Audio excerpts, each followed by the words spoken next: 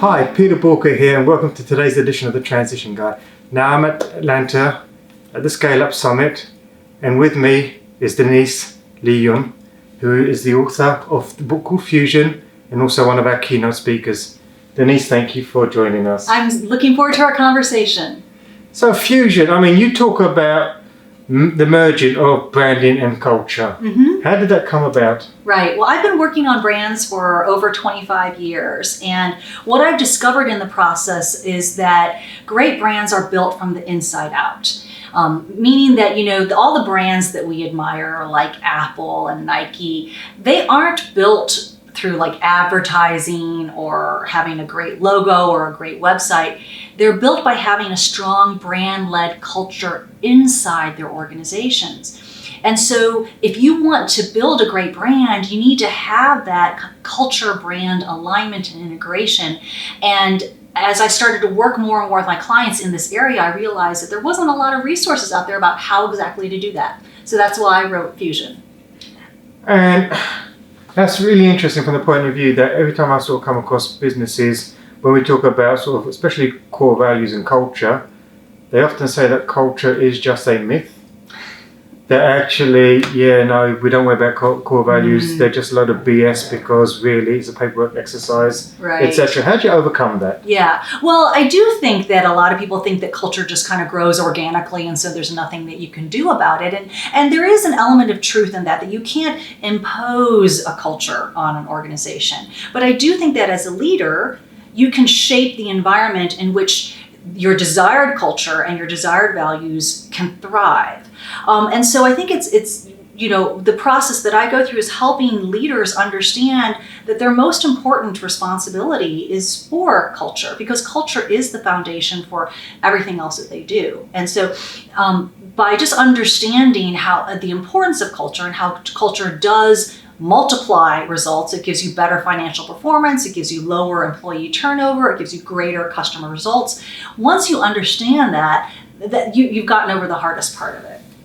So how can we help people today that have tuned in? How can we help them better get a better understanding of how they can follow your process to make that happen? Yes. Well, first, let me explain more about this integration and alignment of brand and culture. So brand, I'm talking about the way that your company is perceived and experienced by your customers and other stakeholders. And then your culture is really the behaviors and decisions of your people and the attitudes and beliefs that inform those behaviors.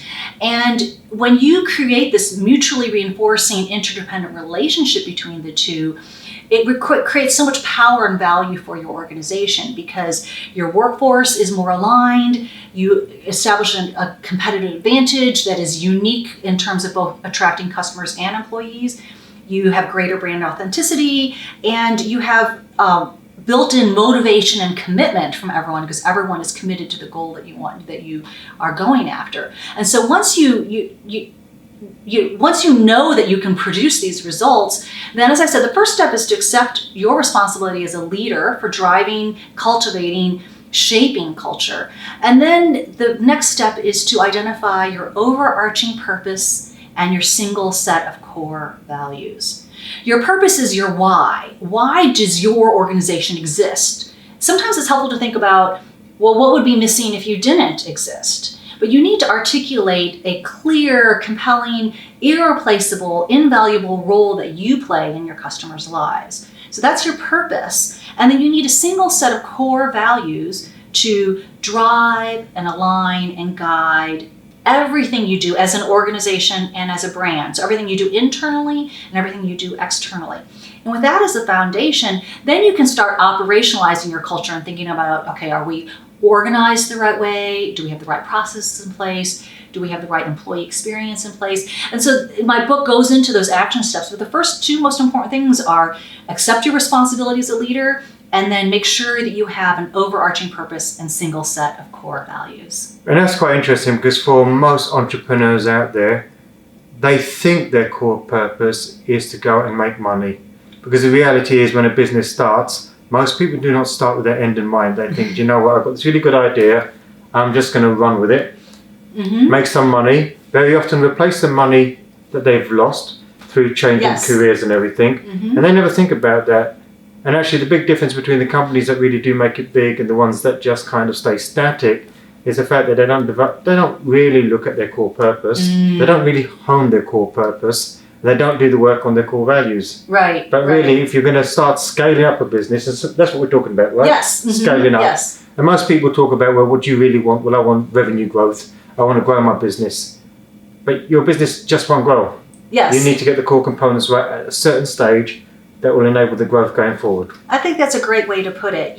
Yes, you're a business. So obviously you do need to make money. You do need to be profitable. But the way that you accomplish that is by having this really strong, clear, overarching purpose that is your motivation. That will enable you to attract employees who believe in that as well, but then also customers. Because, there are, in practically every category today, customers have so many choices that they're going to pick the one that aligns best with their values, that they feel like really understands them and they understand the company. And so by having this purpose, you attract those people, those customers who believe in the same things that you do. I'll tell you what I saw that really illustrated really well is next to the hotel there's a Petrie Centre and there's this fantastic Mediterranean restaurant.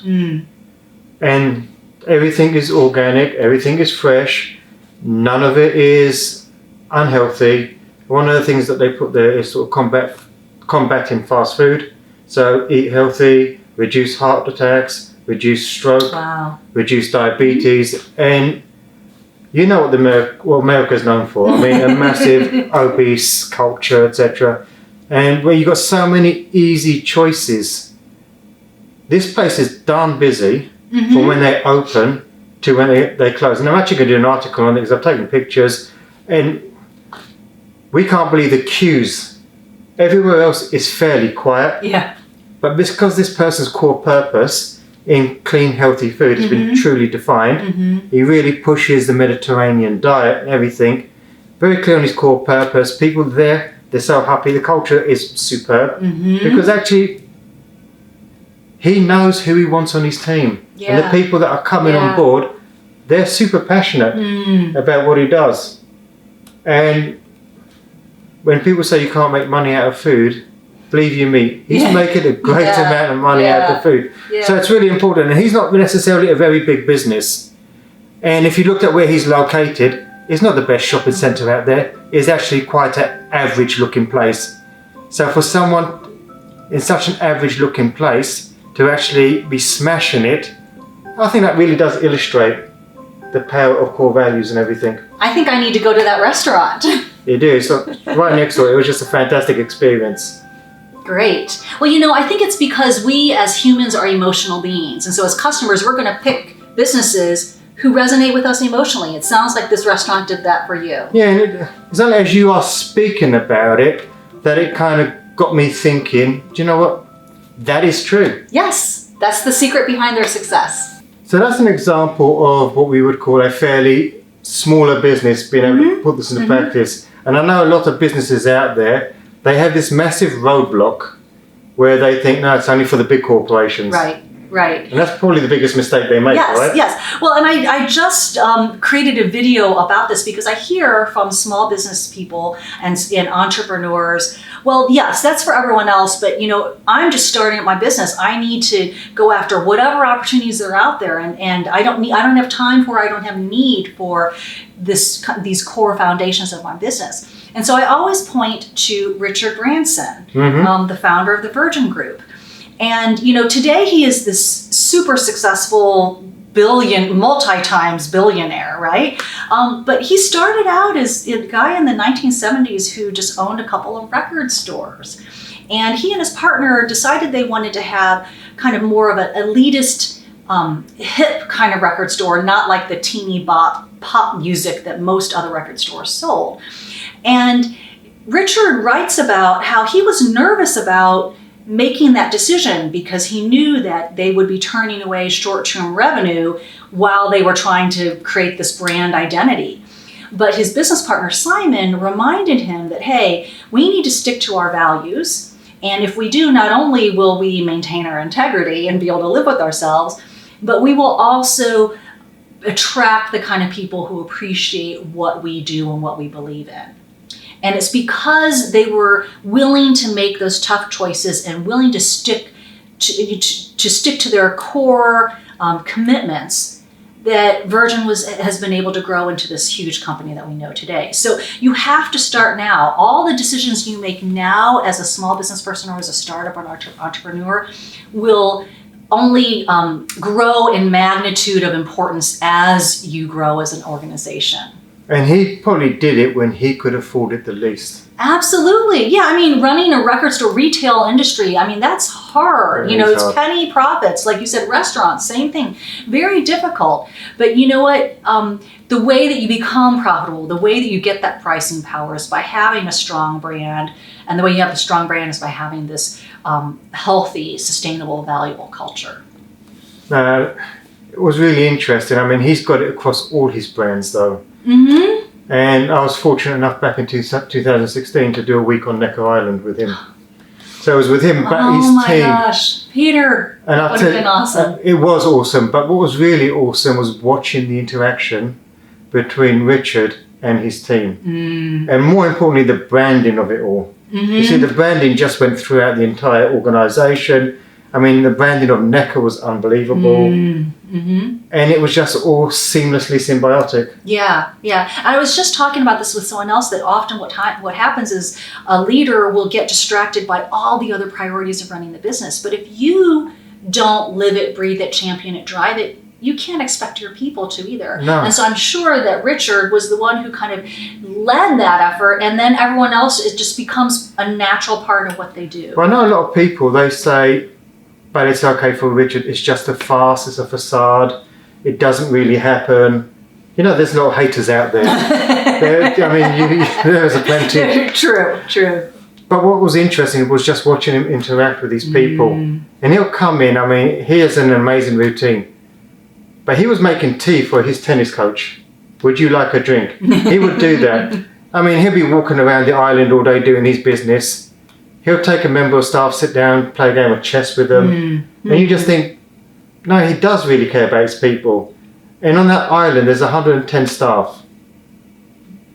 I've never seen a culture so tightly knit. Wow. It was like a family. Wow. And that's the power that when you've got, actually, I saw that in the restaurant today, in all fairness, that when you've actually got that authentic leadership, and you know where you're going, you know what you want, and you get the right people, you attract the right people on the team, it just makes the magic. Yes. So if people want to know a little bit more about what you do, etc., where do they need to go? Yeah, thank you for asking, Peter. You can go to my website, which is deniseleeyohn.com. And from there, you can first learn about the book Fusion. You can actually download the first chapter for free, as well as access a lot of other free resources and materials. But from there, you can also learn about my first book, What Great Brands Do. You can read my blog, sign up for my newsletter, and then access all of my social channels. I'm primarily on LinkedIn and Twitter, and I love to meet new people, which is, I think, how we connected. So please do reach out. I love to hear from folks and share ideas. And for me, this is really an important topic. No matter how big or small your business, at some point you are going to have to define your core purpose. And it isn't to make money, as much as you would like to believe that. That's just a byproduct of a great core purpose. You're going to have to do the work on your culture.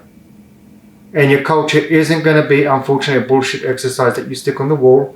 It's actually going to be your essence of what your business is. Because if you don't do the work on your culture, you're always going to get people that you attract into your business that are not going to be right for your business. They're going to make you extremely unhappy because they're not a culture fit, and you're going to bitch and moan about them, and you're going to keep repeating that painful circle until eventually you do something different. So culture needs to be defined. And thirdly, the branding. I think what I've taken from your keynote today, more importantly, is the fact that you get your branding, you get your culture right, you get your core purpose right, and you brand it right, you get the right customers.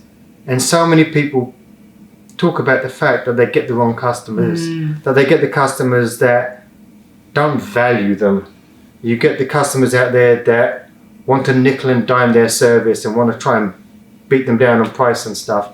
The reality is you get that stuff identified. The people that are not your target market, the people that are not aligned to your business, they're not going to show. So all those awkward questions that really defocus you and, in all fairness, piss you off, to be honest, and make you feel like, do you know what? Why am I doing this? They won't happen. So if what we discussed today resonates with you, you want to have a sort of deeper look at your culture, your core purpose, and perhaps your branding, head over to boolkah.com and get in touch. Thank you very much, Denise. Thank you. This is great. And remember, failing to learn is learning to fail.